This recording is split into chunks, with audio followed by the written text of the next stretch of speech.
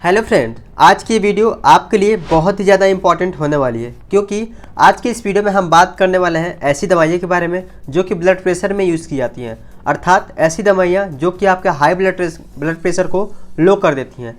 तो चलिए ज़्यादा लेट ना करते हैं, वीडियो को शुरू करते हैं। तो सबसे पहले हम समझते हैं कि आखिर ये ब्लड प्रेशर होता क्या है। देखिए, आसान भाषा में आपको बताऊं तो ब्लड प्रेशर कहते किसे हैं, तो जो भी आपकी आर्टरीज और वेंस होती हैं, ठीक है, जिसमें ब्लड जो है आपका फ्लो कर रहा होता है। पहले आप लोग समझिए यहाँ पे force of the blood against the arteries walls is too high. तो देखो, जो आपकी आर्टरीज होती है ना, उसमें आपकी ब्लड जाती रहती है, हमेशा सर्कुलेशन होता रहता है। तो होता क्या है, उस आर्टरी में जो भी प्रेशर लगता है, ठीक है, तो अगर जो प्रेशर नॉर्मल है तब तो ठीक है, लेकिन अगर जो ब्लड प्रेशर है उस पर जो प्रेशर लग रहा है वो बहुत ही ज़्यादा हाई होता है, इंक्रीज हो जाता है, तो उसको हम बोलते हैं ब्लड प्रेशर का हाई हो जाना। ठीक है, तो सिंपल भाषा में हम ये कह सकते हैं जो भी आपकी आर्टरीज है, ठीक है, और जो ब्लड उसमें फ्लो कर रहा है, तो उसमें जो भी आप लोग प्रेशर लगता है, तो अगर हाई हो जाता है तो उसको हम बोलते हैं ब्लड प्रेशर। तो यहाँ पे आप लोग एक चीज़ समझिएगा सबसे पहले कि नॉर्मल ब्लड प्रेशर कितना होता है। ठीक है, यहाँ पे आप लोग देखिए नॉर्मल ब्लड प्रेशर आखिर होता कितना है। तो देखिए, किसी भी व्यक्ति के बॉडी में जो नॉर्मल जो है ब्लड प्रेशर की बात करें तो वो होता है 120/80। तो देखो, ये जो होता है 120 वो होता है सिस्टोलिक प्रेशर। क्या? Systolic pressure. और जो 80 होता है वो होता है डायस्टोलिक प्रेशर। Diastolic pressure. तो आप लोग सिस्टोलिक और डायस्टोलिक भी बस समझिए, क्योंकि अंदर तक बताऊंगा तो काफ़ी लंबा हो जाएगा। ठीक है, तो आप लोग इतना समझिए, जो कि आपको ऊपर दिखता है जब भी आप लोग को डॉक्टर जो है काउंट करते हैं आपका ब्लड प्रेशर, तो जो ऊपर ब्लड प्रेशर दिखता है उसको हम बोलते हैं सिस्टोलिक ब्लड प्रेशर, और जो नीचे दिखता है उसको हम बोलते हैं डायस्टोलिक ब्लड प्रेशर। तो नॉर्मल जो रेंज होती है इसकी वो होती है 120/80। और देखो यहाँ पे आपको कब दिक्कत का सामना करना पड़ सकता है। यहाँ पे देखो, जब भी ये ब्लड प्रेशर जो होती है वो हो जाती है 140 अर्थात 140/90, अर्थात 140 हो गया और 90 हो गया, तब जो होता है ये जो कंडीशन होती है वो होती है हाइपरटेंशन की कंडीशन, अर्थात आपका ब्लड प्रेशर जो है वो हाई हो गया है। और दूसरी जो कंडीशन आती है उसको हम बोलते हैं हाइपोटेंशन।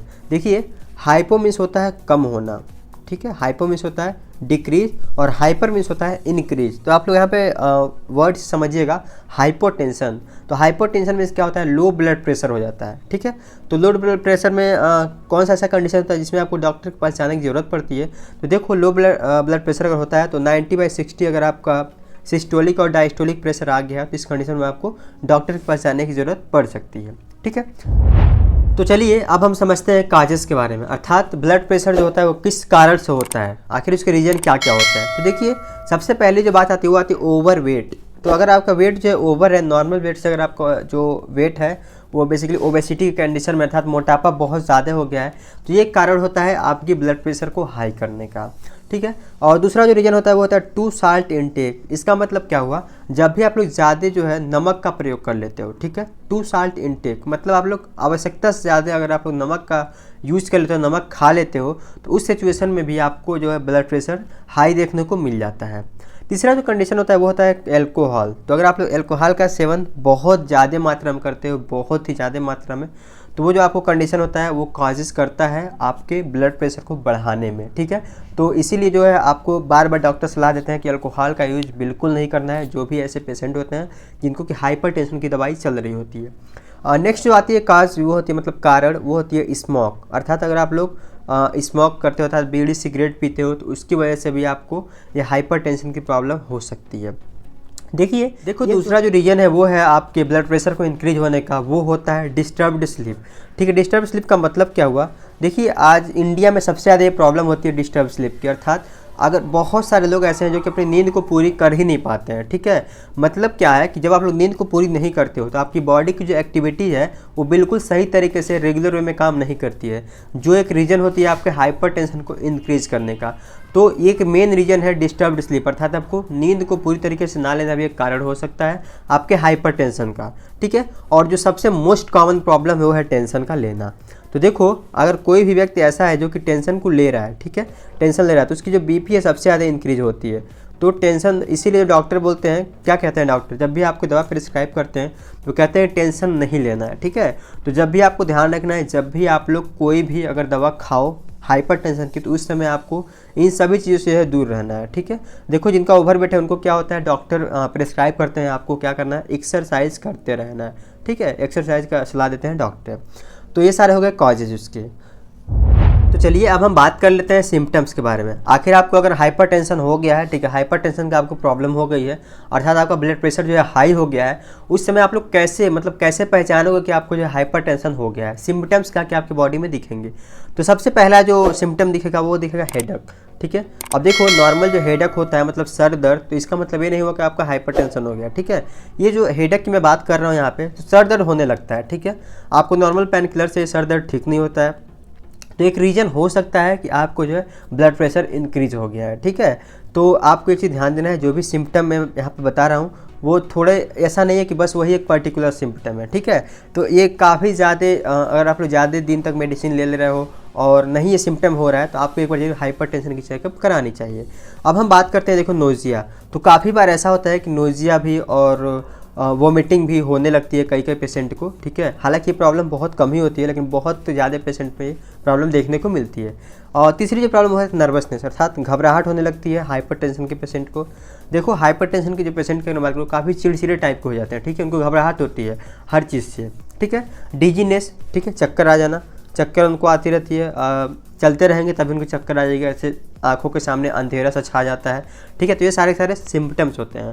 और एक जो सिम्टम होती है वो होती है ब्रीदिंग प्रॉब्लम, अर्थात उनको सांस लेने में भी थोड़ी मोड़ी दिक्कत हो सकती है। तो देखो अगर आपको एक ही बार में कहीं भी ये सिम्टम्स देखने को अगर मिलते हैं, ठीक है, तो आपको एक बार जरूर डॉक्टर से कंसल्ट कराना चाहिए, ठीक है, कि आपको प्रॉब्लम क्या है, ठीक है।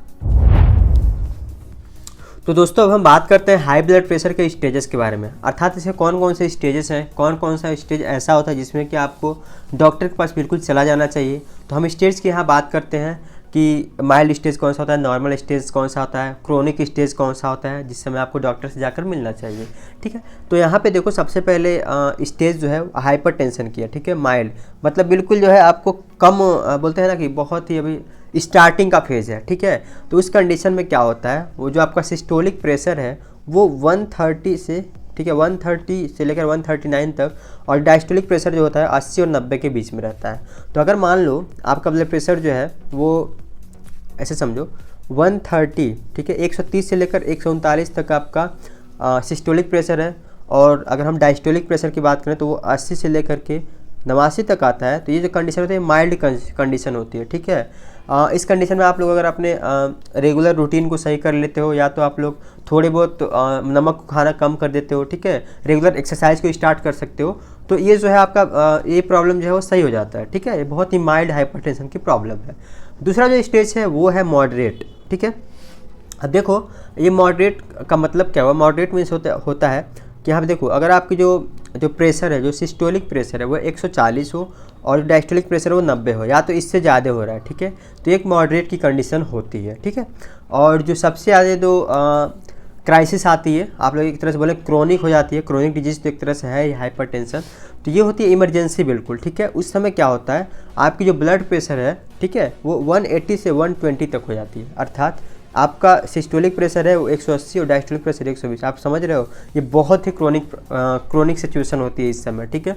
इस समय आपको डॉक्टर से जाकर के तुरंत कंसल्ट करना चाहिए और तुरंत आपको मेडिसिन चालू कर देना चाहिए, ठीक है, वरना एक क्राइसिस का एक बेसिकली बोलते हैं कि इमरजेंसी का एक केस बन जाता है, ठीक है। तो आपको ये सब चीज़ें ध्यान रखनी है। अब हम आगे हम बात करते हैं दोस्तों कि आखिर कौन कौन से ऐसी दवाइयाँ हैं जो कि आपको दी जाती है हाई ब्लड प्रेशर में। और देखिए मैं आपको दवाइयों के बारे में बताने से पहले आपको सबसे पहले बता देना चाहता हूँ, जो भी मैं आपके यहाँ पे मेडिसिन बताऊँ, ठीक है, आपको कोई भी मेडिसिन जो है खुद से नहीं लेना है, बिना डॉक्टर के प्रिस्क्रिप्शन के या बिना डॉक्टर के सलाह के आपको कोई भी मेडिसिन अपने आप से नहीं खानी है, ठीक है। यहाँ पे ये जो वीडियो बन रही है वो केवल और केवल आपकी इन्फॉर्मेशन के लिए मिल रही है, ठीक है। तो आपको कोई भी दवा बिना डॉक्टर के परमिशन के बिल्कुल नहीं लेनी है। तो चलिए यहाँ पर हम सबसे पहले बात करते हैं, जो सबसे पहले जो हमारी दवाई है वो है डायरेटिक्स। तो देखिए डायरेटिक्स होती क्या है, ठीक है। तो डायरेटिक्स जैसा कि आपको नाम से ही पता है, ठीक है, डायरेटिक्स, यहाँ पर समझिए डायरेटिक्स आपको नाम से देखो लगना चाहिए, नाम से ऐसा लग रहा है कि जो यूरिन फ्लो को ना देखो दुगना कर देता है, ठीक है। क्या करता है डायरेटिक, ये यूरिन फ्लो को दुगना कर देता है, ठीक है। अब आप लोग समझिएगा यूरिन का संबंध कैसे है आपके ब्लड प्रेशर को बढ़ने में, ठीक है। तो सबसे पहले आप लोग ये समझिए, जो अब देखो यूरिन फ्लो को दुगना कर देता है, ठीक है। अब इस कंडीशन में होता क्या है, जैसे मान लो कोई जो है व्यक्ति है, ठीक है, और वो बहुत ज़्यादा नमक खा लिया है और एक बैग से उसकी बीपी जो है बढ़ गई, ठीक है। ये देखो बहुत ही मैं आपको कॉमन चीज़ बता रहा हूँ, आप लोग थोड़ा सा इसको ध्यान से समझना। एक बैग से उसकी बीपी जो है बढ़ गई, ठीक है, तो डॉक्टर के पास जाते हैं तो डॉक्टर क्या करते हैं, सबसे पहले इसको डायरेटिक्स देते हैं। डायरेटिक्स से होता क्या है, जो आपका जो भी यहाँ पे यूरिन निकलता है ना, तो यूरिन का आउटफ्लो बहुत ज़्यादा हो जाता है, ठीक है। जब यूरिन का आउटफ्लो बहुत ज़्यादा होता है तो जो भी आप लोग नमक खाए रहते हो, ठीक है, वो किडनी के रास्ते होते हैं ऐसे, और वो यूरिन बनकर बाहर निकल जाता है। तो इस सिचुएशन में जो है आपको पूरी की पूरी जो होती है हाइपरटेंशन की जो प्रॉब्लम होती है वो सॉल्व हो जाती है कुछ टाइम के लिए, ठीक है। तो इसलिए डायरेटिक का यहाँ पर प्रयोग किया जाता है। तो ये डायरेटिक्स जो होती है वो मार्केट में सबसे ज़्यादा जो नाम आती है उसका लैसिक्स के नाम से आता है। देखिए यहाँ पे वो लैसिक्स के नाम से आता है डायरेटिक्स, लैसिक्स। और इसमें जो साल्ट होता है वो होता है फ्रूसेमाइड, बहुत ही कॉमन नेम है फ्रूसेमाइड। अगर आप लोगों ने इसके पहले भी मेरे वीडियो कुछ देखी हो तो इसमें मैंने डायरेटिक्स के बारे में बता रखा है। देखिए नेक्स्ट जो हमारी कैटेगरी वो है बीटा ब्लॉकर की। बीटा ब्लॉकर बहुत ज़्यादा प्रिस्क्राइब किया जाने वाला जो है एक मेडिसिन है हाइपरटेंशन के लिए। डॉक्टर इसका बहुत ज़्यादा यूज़ करते हैं। तो आप लोग सबसे पहले ये समझिए कि बीटा ब्लॉकर होता क्या है। देखिए बीटा ब्लॉकर से आप लोग जैसे वर्ड से ही पकड़ना, बीटा ब्लॉकर, ठीक है, क्या बीटा ब्लॉकर। तो देखिए इसमें होता क्या है, आपकी हार्ट बीट जो होती है ना, वो हार्ट बीट में बहुत तेज़ी से होने लगती है, ठीक है। जैसे हार्ट बीट आपका करता है, लब डब की साउंड आती है, ठीक है। तो जब आपका हार्ट बीट होता है बहुत ज़्यादा तेज़ हो जाता है, और जब हार्ट बीट बहुत ज़्यादा तेज़ होती है तो आपकी जो ब्लड है वो आपकी वेंस में वो बहुत तेज़ से बहने लगती है, ठीक है। और जब ब्लड आपकी वेंस में बहुत तेज़ बहती है तो उससे क्या होता है, ब्लड प्रेशर इंक्रीज हो जाता है, ठीक है। तो ब्लड प्रेशर जब इंक्रीज हो जाता है तो उसमें बीटा ब्लॉकर क्या करता है, जब भी हम बीटा ब्लॉकर को देते हैं तो बीटा ब्लॉकर क्या करता है, जो भी आपकी हार्ट बीट है, ठीक है, हार्ट बीट को ये क्या करता है, स्लो कर देता है, स्लो कर देता है, ठीक है। तो बीटा ब्लॉकर क्या करता है, डायरेक्ट जा करके आपके हार्ट पे रिएक्ट करता है और ये आपके हार्ट के बीट को स्लो कर देता है। बेसिकली अगर मैं आपको ऐसे सिंपल भाषा में समझाऊं तो ये क्या करता है, ये हार्ट के पास जाता है और हार्ट से ऐसा बोलता है कि जो है बीट थोड़ी कम कर दो, ठीक है। अब बीट जो है कम हो जाती है तो उस सिचुएशन में क्या होता है, आपकी जो है रिदम जो होती है हार्ट की वो नॉर्मल हो जाती है, ठीक है।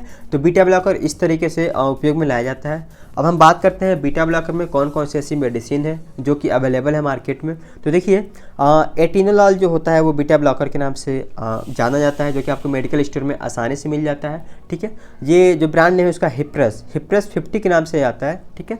और दूसरा जो मेडिसिन है जो कि बीटा ब्लॉकर है वो है लोबेटालोल, ठीक है। लोबेटालोल जो ग्रेविडोल के नाम से आता है, तो ये भी आपको मेडिकल स्टोर पर आसानी से मिल जाता है, लेकिन आपको इसमें से कोई भी दवा बिना डॉक्टर के प्रिस्क्रिप्शन के नहीं लेने हैं, ठीक है। चलिए अब हम बात करते हैं आखिर कैल्शियम चैनल ब्लॉकर क्या होते हैं, ठीक है। नेक्स्ट जो हमारी कैटेगरी है वो है कैल्शियम चैनल ब्लॉकर की।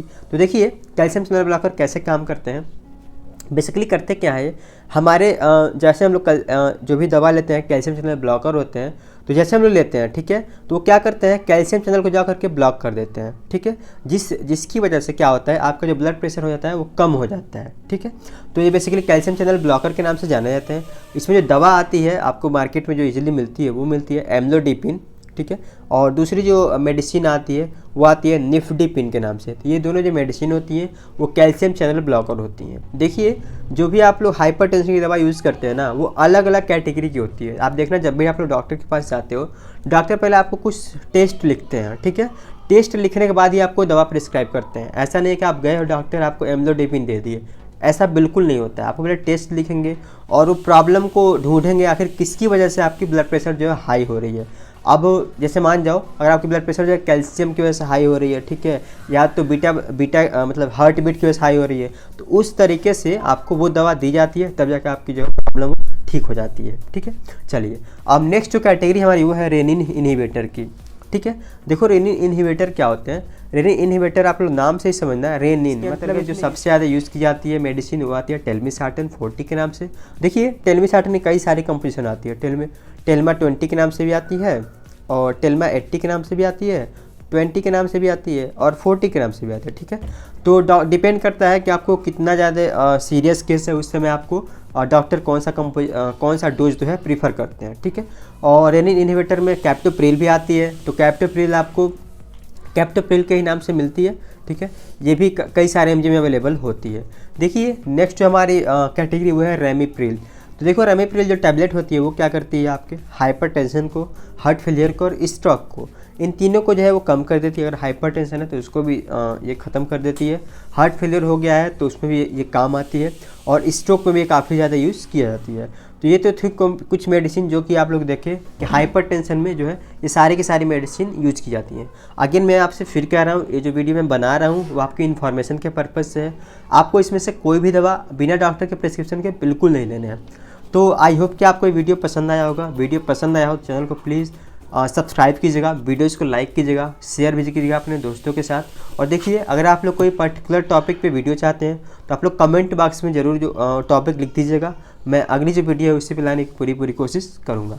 तो आई होप कि आपको ये वीडियो पसंद आया होगा। चलिए मिलेंगे ऐसे एक शानदार और इन्फॉर्मेटिव वीडियो में। तब तक के लिए bye bye, take care, keep learning and keep exploring yourself. Have a good day. Thanks for watching this video.